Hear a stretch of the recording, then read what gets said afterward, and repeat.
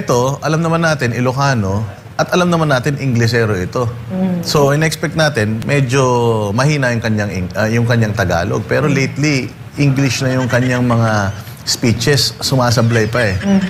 So, di natin din alam. And yan din yung sinasabi ni Aimee na nagtataka na rin siya, nakikita na rin niya how yung mga speeches ng kapatid niya na sumasablay ito. Kaya nga sinasabi niya na umuwi na tayo. What's up mga kababayan, page trending here. Dito sa video natin ngayon ay ating panoorin itong video na ito kung saan nagsisimula pa lang ang SONA ni BBM puro na ang pambabash ang natanggap nito. Nawika ng taong bayan nagsasayang na lamang ng pera itong si BBM sa kanyang SONA dahil wala namang manonood sa kanya. Naku naman po. Dagdag pa rito na puro empty promises at fake accomplishment lamang di umano ang sasabihin nito sa harap ng kamera na talagang wala nang pakialam ang taong bayan sa kanya. Pero bago ang lahat huwag niyo po sana nakalimutang mag-like at subscribe para updated ka sa mga uploads ko araw-araw. At yun na nga mga kababayan, dagdag pa na may pa-major announcement pa itong si BBM na kung saan ikukulong na di umano itong pinsan niyang si Romualdez. Na para bang kailangan pa natin magpasalamat sa kanya dahil sa ginawa niyang yun, alam naman ng taong bayan na kasabot niya lamang ito, itong tatlong di umano na sina Zaldico, Romualdez at si Bonged. Kung kaya naman hindi ko na patatagalin pa, ito na ang buong video.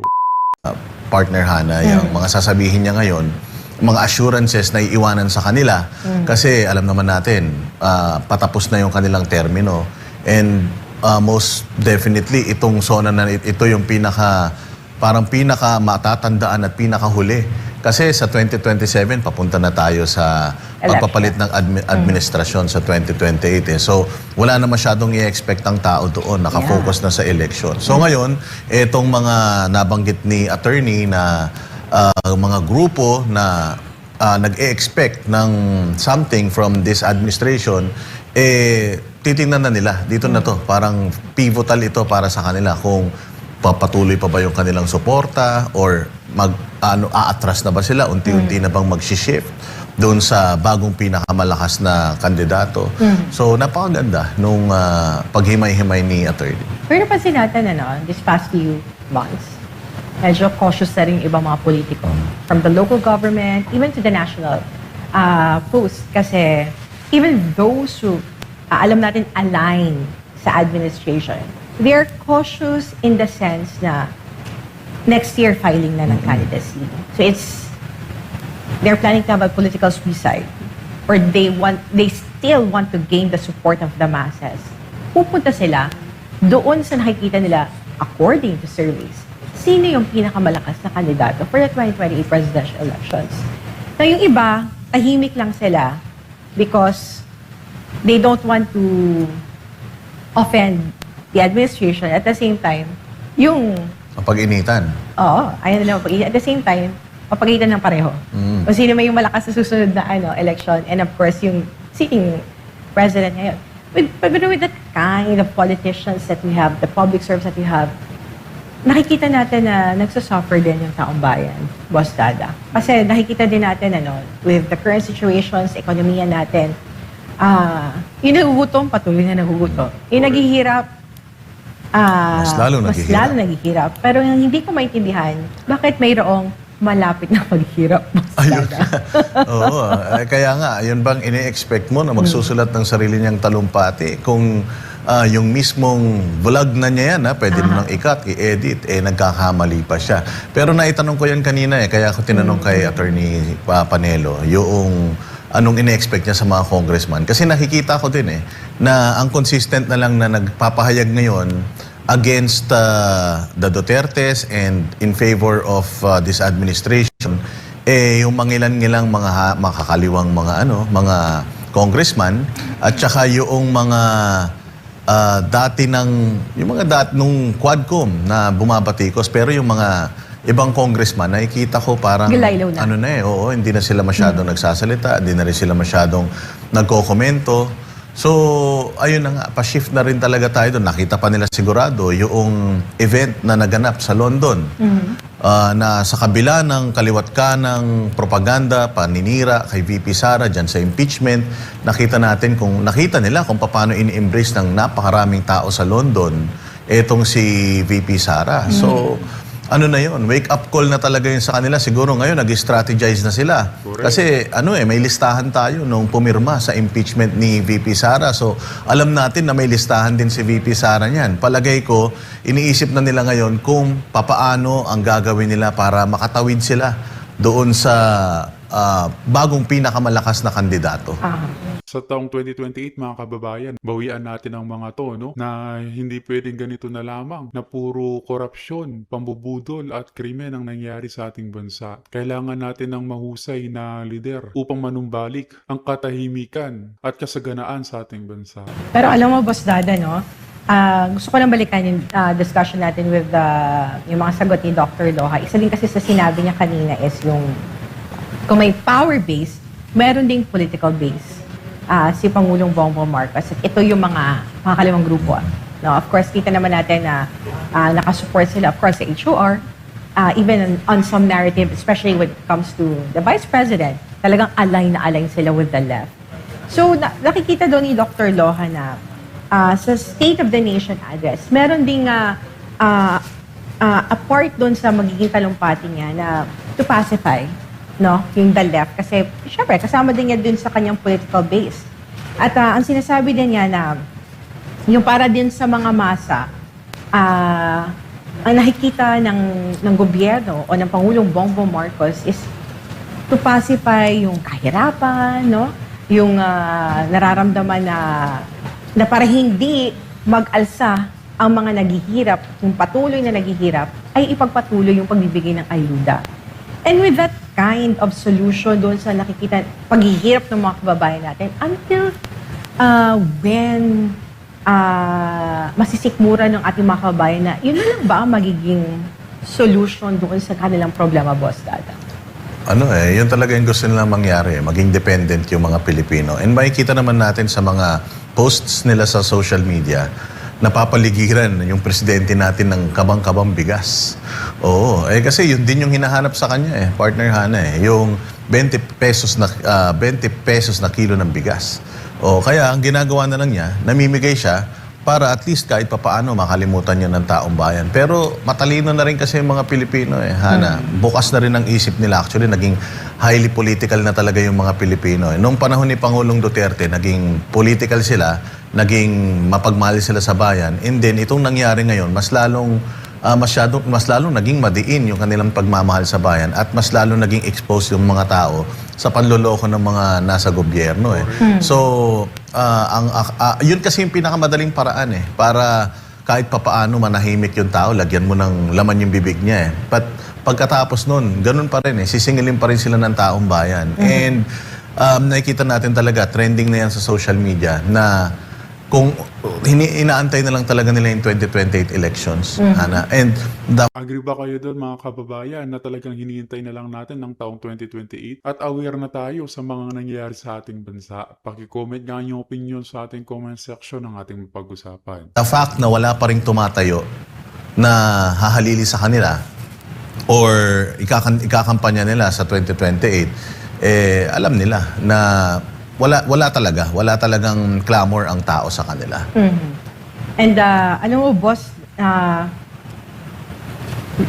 gaya nung sinasabi kong one-liner, yung last year kasi is mahiya naman kayo. You think, this State of the Nation address, may linya kayang sasabihin ng Pangulo na walang pamilya, walang kamag-anak. And then, the punchline is, yung kaso nga, the former House Speaker, of course, alam natin very close sila ng kanyang pinsan at the former House Speaker. At nakita rin naman natin yung for the past few months na from the Ombudsman, no?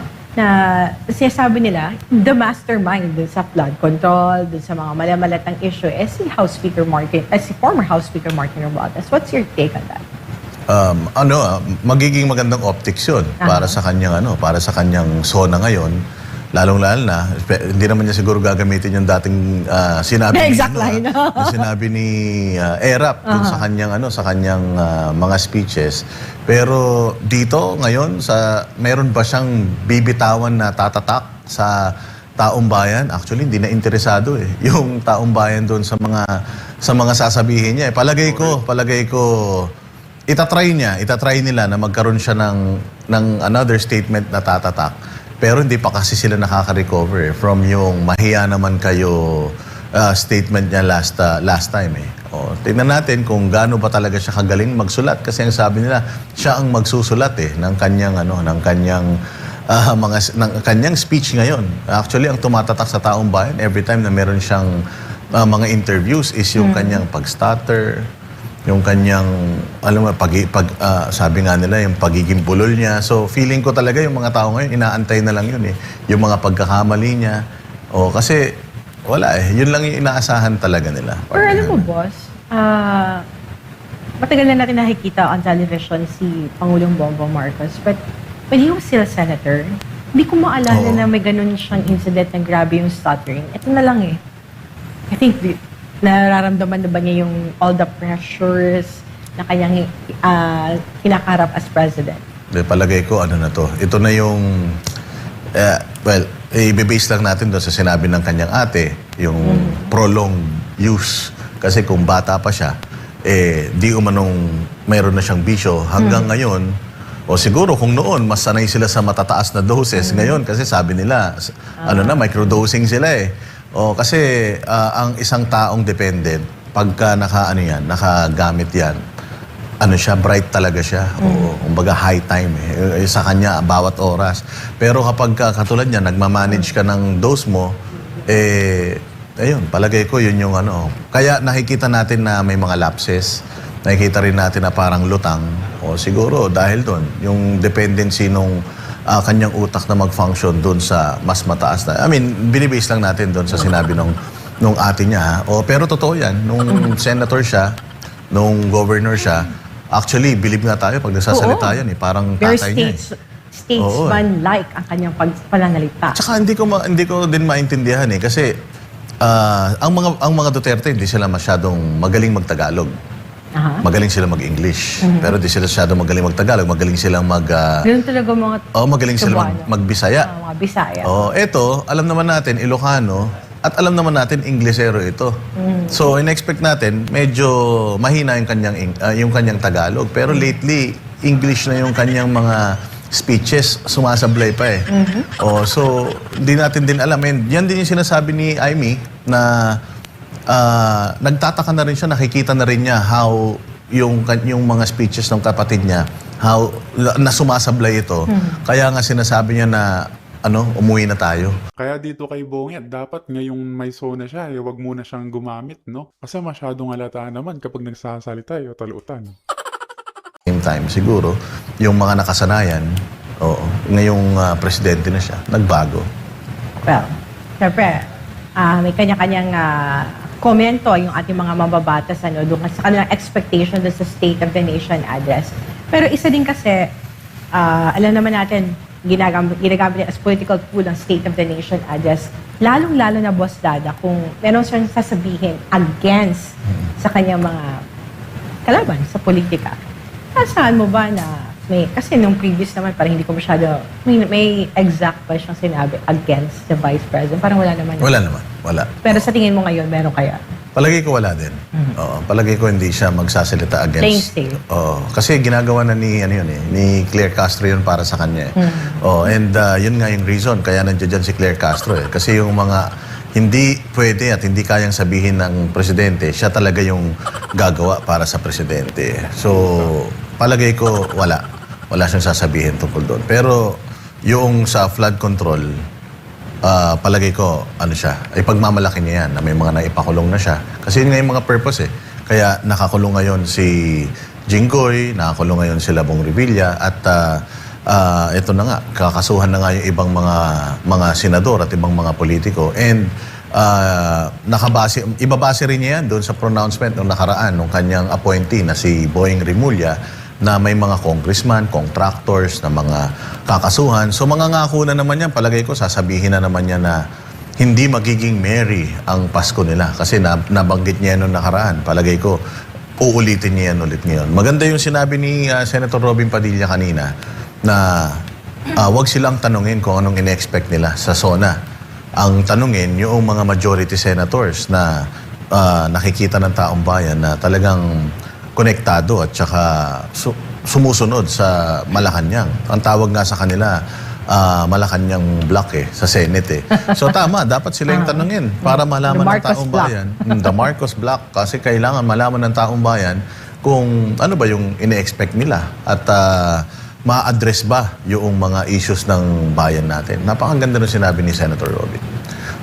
Ayan, at in a while, makikita na natin yung feed sa Senate at sa Congress, no? Kasi ito na, Boss Dada, Start na. regular session na po ng pareho, ng House of Representative at ang Senado. Ano? At makikita natin kasi, makikita natin na, Boss Dada, pag nagsalita mamaya yung House Speaker and of course, the Senate President. Nakikita natin yung feed ngayon, live po yan sa House of Representatives. Kasi, pag nag-opening ang session, Boss Dada, nagkakaroon ng talumpati. Yung of course, yung House Speaker at yung Senate President, number one dyan, lalatag din nila kung ano yung mga priority bills, no? Na gusto nilang ma-push na maisabatas ngayong taon, and of course, yung mga plano din nila, no? So, I think tingnan muna natin kung ano yung mga kaganapan ngayon. And I think magkakaroon na ng speech dyan sa Senate with yun lang yung hospital na malapit dun sa resort na meron kami. Hindi dala namin siya sa ER.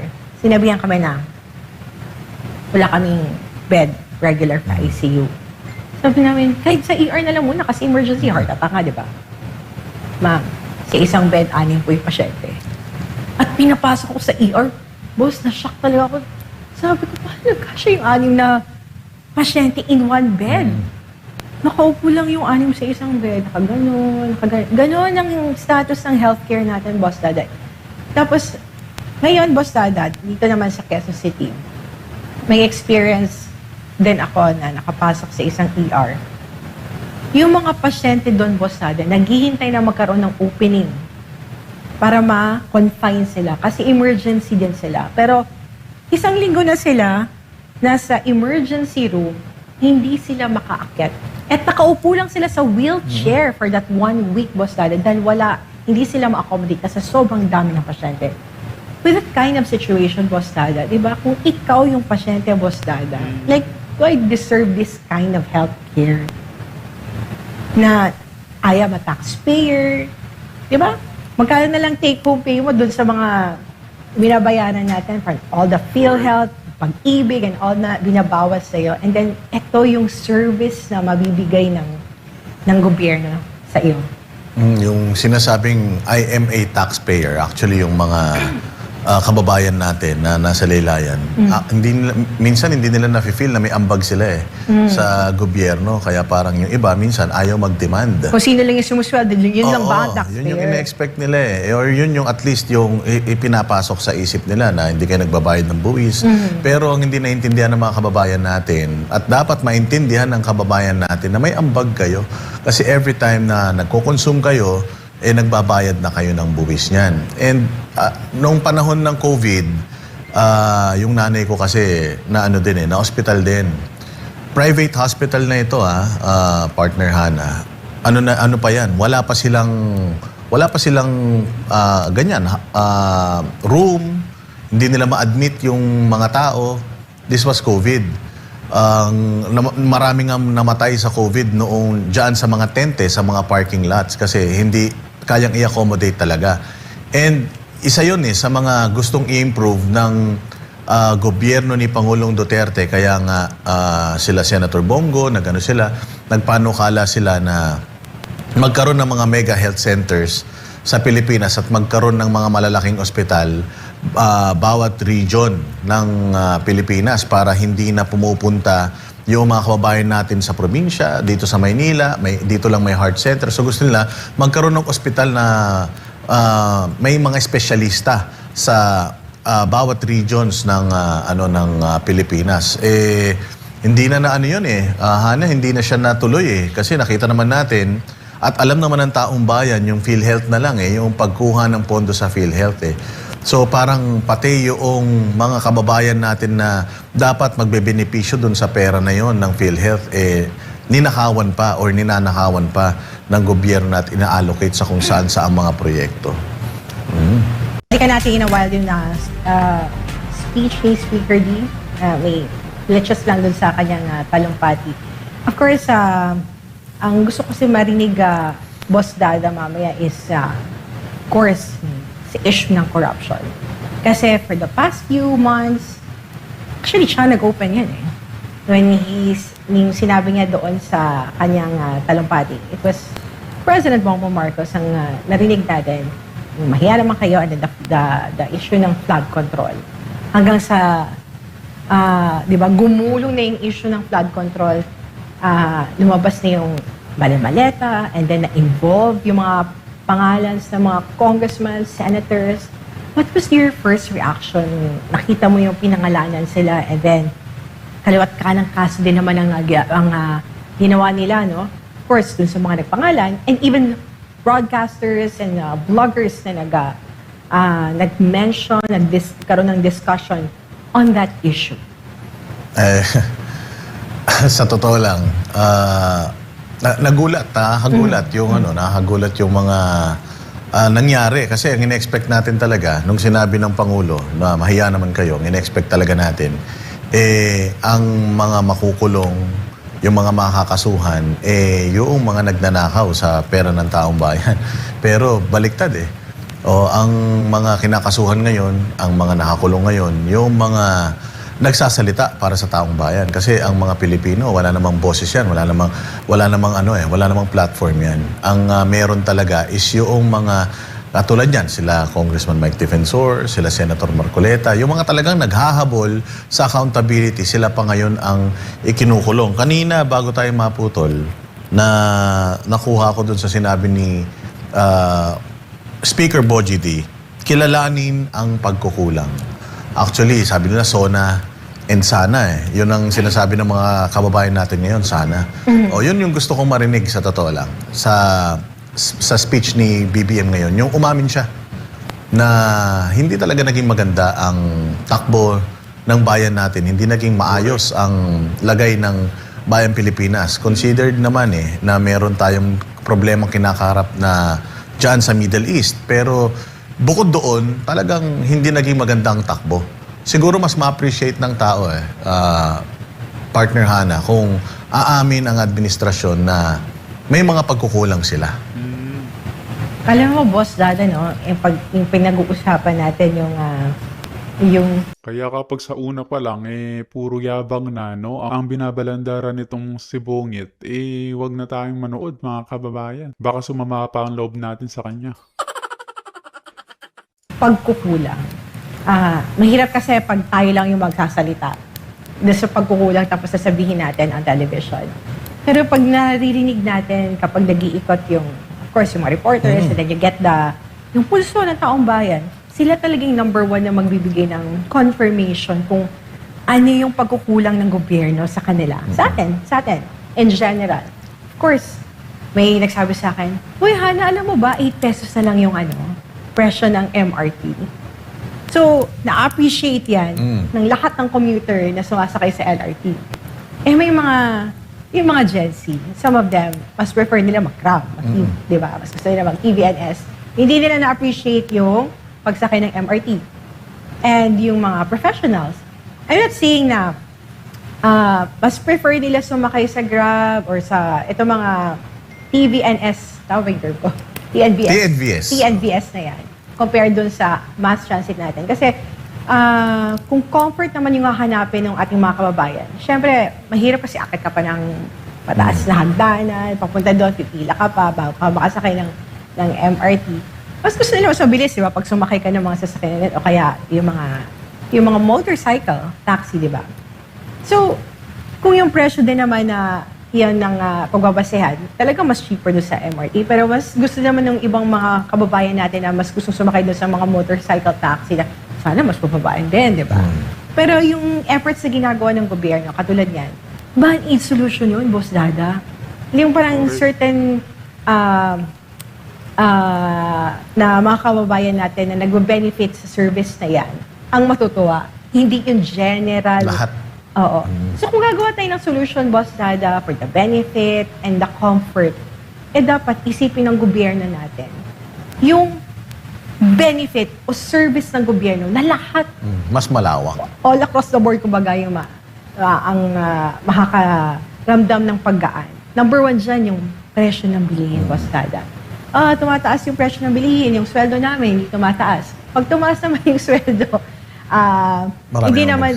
Marami hindi namang sasarang kumpanya niyan. Oo. So, di ba mahirap din kung ikaw yung nasa gobyerno? Tataas yung presyo, yung malalaking company, pwede pa siguro, no? Kaya pang aningan. Pero yung hindi pa malalaki na kumpanya, the only thing that they can do is mababawas talaga sila ng empleyado para masustain nila yung gusto ng gobyerno na tumaas yung presyo ng sweldo, yung sahod ng ating mga kababayan. Yung ganong klaseng problema na kinakarap ng ating mga kababayan, Boss Dada. Hanggang kailan nila ito o natin ito mararanasan? Ito ba ay hanggang? Alam nila na napakataas ng clamor for VP Sara. Kaya ginagamit nila ngayon ito si VP Sara para hindi natin... Kasi nakafocus talaga lahat ng tao dito sa impeachment na ito. Bagamat alam ng tao na hindi naman talaga nagkasala si VP Sara sa mamamayang Pilipino, pero nakabantay sila dito sa impeachment na ito. Kasi nga, si VP Sara yung nandito. Kasi kung iba ang ini-impeach, palagay ko walang manonood eh. Pero dahil si VP Sara at tinitake advantage nila yon na nanonood talaga ang tao para makalimutan natin yung mga totoong issues ng accountability sa Pilipinas. And totoo yan, yung budget sa 2027, napakadelikado niyan. Kasi Agree ba kayo doon mga kababayan na itong impeachment kay VP Sara ay pang-divert attention lang? alam natin na 2028 election na. So, kung may plano silang magnakaw sa bayang Pilipinas sa pera ng taong bayan, ito na yung huling pagkakataon na makakapagnakaw sila sa pera ng taong bayan. So, pwedeng itodo na nila ngayon yung kanilang pagnanakaw para sa kanilang pondo sa pagtakbo sa eleksyon sa 2028. O kasi 2027 budget ito eh. Next, sa pagkatapos kasi ng 2027, 2028 na, kalahating taon na lang, halos January, February, March, April, May. 5 buwan na lang nila na mapapakinabangan or yung mapagpaplanuhan yung budget na mahahawakan nila kasi after May, meron ng bagong presidente eh. So sabi nga nila, kung merong vulnerable na budget sa term na ito ng presidente, yung 2027 talaga. Yes. O kasi baka magamit na yan para campaign funds nila. Of course, in preparation sa 2020 session. And when we talk about dun sa priorities na sinasabi ni Senate President Gatchalian, yung first priority daw is yung pagtigil ng patuloy na pagtaas ng presyo ng pagkain sa pamamagitan ng pag-abyenda. Tagal na ito pinag-usapan. Yung pag-abyenda dun sa rice tarification law.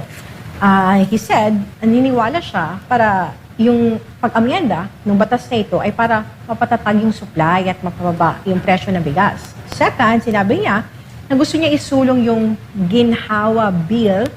Ito yung point niya, gusto niya mapalaki ang take-home pay ng bawat manggagawa. Kabilang dito yung mga panukalang hindi na pagbabayad ng income tax sa mga kumikitang hanggang 400,000. Ito yung annual na income, Boss Dada. Pagtataas ng tax-free ceiling sa mga bonus at pag-aalis ng buwis sa overtime pay, holiday pay, night shift differential hazard pay, at service charge.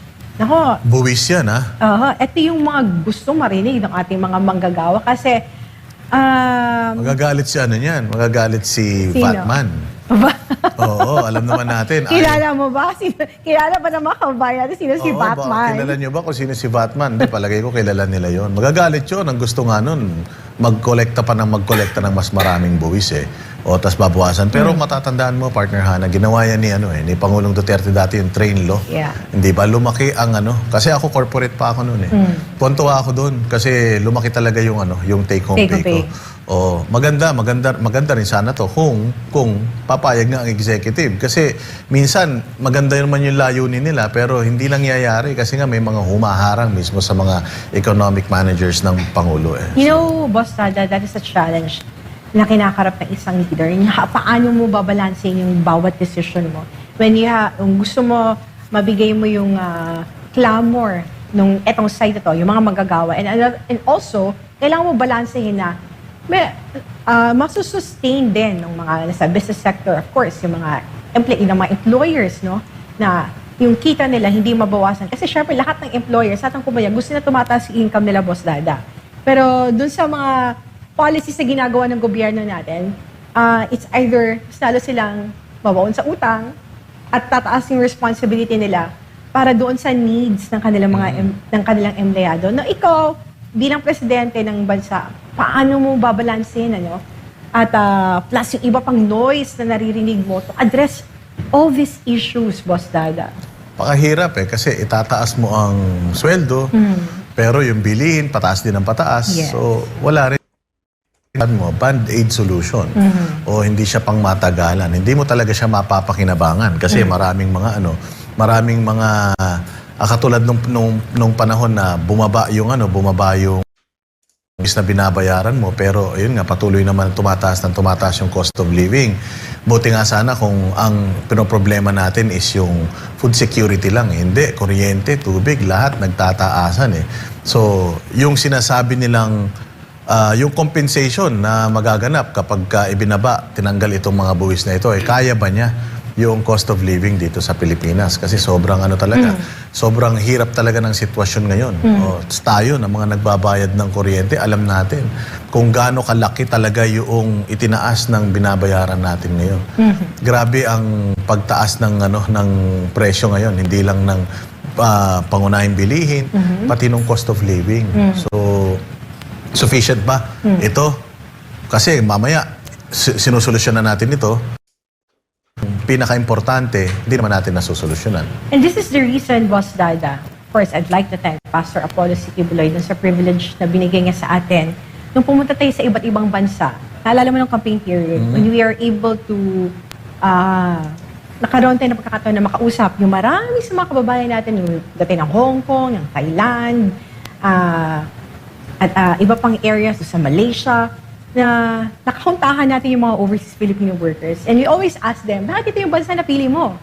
Number one, sa experience ko sa Thailand, sabi niya, mas murang pagkain dito. And kapag legal ka dito, kahit hindi ka citizen, when you go to the public hospital, libre ka dito. Pero sabi nila, mahaba din yung pila, parang din tulad ng Pilipinas na mahaba yung pila. Pero ang sinasabi nila, kahit mahaba daw yung pila, yung service naman is okay, malayo doon sa service na natatanggap nila sa healthcare dito sa Pilipinas. And then when you go to Malaysia naman, ganun din. Of course, mas malaki yung pera, value ng pera na natatanggap nila sa Malaysia versus kung susweldo sila dito sa Pilipinas at kung may trabaho sila sa Pilipinas, Boss Dada. And ganun din sa mga kababayan natin sa Hong Kong. So yun yung challenge, Boss Dada yung mga kababayan natin, mas sa problema na kinakarap nila dito sa bansa, mas gusto nilang pumunta sa ibang bansa. At yung mga nasa ibang bansa na, mas gusto nilang manatili doon kaysa umuwi ng Pilipinas at wala silang kasiguraduhan na maibibigay nila yung financial stability sa kanilang pamilya. Correct. Yun nga din, narinig din natin yan. Isa sa mga plataforma yan ni Pastor Apollo Siquibuloy nung umiikot tayo sa buong Pilipinas. Same din naman nung goal ni Pangulong Duterte na mas palakasin natin yung bansa natin, alisin yung corruption para yung mga kababayan natin, lalong-lalo na yung mga professionals natin, karamihan ng mga Pilipino na nagtatrabaho sa abroad, mga professional, mga skilled workers. Imagine kung itong mga tao na ito nandito sa Pilipinas at dito nila binubuhos yung kanilang talento, mas magiging maunlad tayo. Yun nga, privilege tayo na nakakapunta tayo sa ibang bansa. Nakikita natin yung sitwasyon doon sa ibang bansa. Ito nga ang maganda kasi si VP Sara, umiikot siya sa buong mundo. May mga pinupuntahan siyang bansa. Nakikipag-usap siya sa mga Filipino communities doon. And inaalam niya kung alin sa mga sistema na meron sila doon na pwedeng iuwi sa Pilipinas. Pwede mo i-apply. Pwede mong i-apply sa Pilipinas. Si Pastor Apollo Siquibuloy, ganun din kaya kung makikita mo yung compound ng KOJC, Glory Mountain, kaya pag nakita mo, ang ganda-ganda ng mga halaman. Kasi natatandaan ko, naikwento sa akin na nung nagpunta siya ng Singapore, nakita niya kung gaano kaganda yung parang garden nila doon sa Singapore. And nag-uwi pa nga siya ng mga bulaklak, halaman galing Singapore, tinuwi niya sa Davao City. So, yung mga politiko natin na may opportunity na magpunta sa ibang bansa at sila yung nasa posisyon para sana yung mga nakikita nila sa ibang bansa dalhin nila dito sa Pilipinas. Hindi eh. Hindi nila ginagawa eh. Yun sana kasi katulad kami, pag nagpupunta tayo sa ibang bansa, naiinggit tayo every time. Lumalapag tayo sa airport nila, naiinggit tayo sa kung ano yung mga na-experience ng mga Pilipino doon at saka ng mga lokal doon. So, yung iba hindi alam yun kasi marami sa atin sa Pilipinas hindi nakaka-experience magpunta sa ibang bansa eh. So, tayo sana na may experience at lalong-lalo na yung mga taga-gobyerno na nakaka-experience nung kagandahan ng bansa na pinupuntahan nila, sana ganun ang mindset ng mga politiko eh. Dalhin sa Pilipinas yung kung ano man yung mga bagay na na-appreciate nila sa ibang bansa. Isa doon, Boss Dada, no, na na-appreciate ko kay Pastor Apollo Siquibula, yung plano niya na mapaghanda yung mass transit system natin, Boss Dada. Oo. Isa talaga to sa problema. Ikaw, Boss Dada, nakapag-abroad ka. Galing tayo ng Hong Kong. Pag sinabi natin, punta tayo sa ganitong area, marami kang option eh. Pwede ka mag-Uber, pwede ka mag-train, pwede ka mag-tram. And lahat yan, pwedeng hindi mo hindian. Kasi parehong komportable ka eh. Komportable sa, of course, very comfortable kung mag-Uber ka. Kung wala kang nirentahan sa sasakyan. Second, kahit mag-train ka, okay lang din. Kasi napakaganda ng train system nila, yung mga subways ng Hong Kong. Yung isang ticket ka lang, isang tap mo lang, kahit lipat-lipat ka ng train, hindi ka na ulit bibili. Di ba, dito sa Pilipinas, pag lilipat ka ng ibang line, bibili ka ulit ng, di ba ganon? And then, kapag gusto mo naman mag-ferry, marami silang option, Boss Dada. And ganon din yung nakikita ni Pastor, na gusto niya makita ng mga Pilipino. Ito yung puso ni Pastor eh. Ang lagi niyang sinasabi sa amin, sa lahat ng mga members ng Kingdom of Jesus Christ, na deserve ng bawat Pilipino na maging first world tayo. So, kung ikaw nasa gobyerno ka, dapat ganun yung mindset mo eh. You have to make this country a first world and educate the Filipino people na deserve mo yan. Deserve natin na ang gobyerno, yung nasa gobyerno, gagawin ng lahat para hindi lang mapataas yung way of living mo, kundi yung thinking mo rin na you deserve to live this kind of life. Alam mo, partner Hanan, nung nakaraang buwan, kaming mga banateros, namasyal tayo dun sa China. Pro-China daw kayo eh. Naku, nabigyan tayo ng opportunity na mamasyal doon. Kasi, syempre, curious din tayo eh. Ano bang meron dito? Bakit ba parang galit itong mga ibang tao rito sa Pilipinas yan sa China? So, nagpunta tayo dyan. Pwede tayong mag-eroplano, pwede tayong magsasakyan, pero na-experience natin yung tren nila.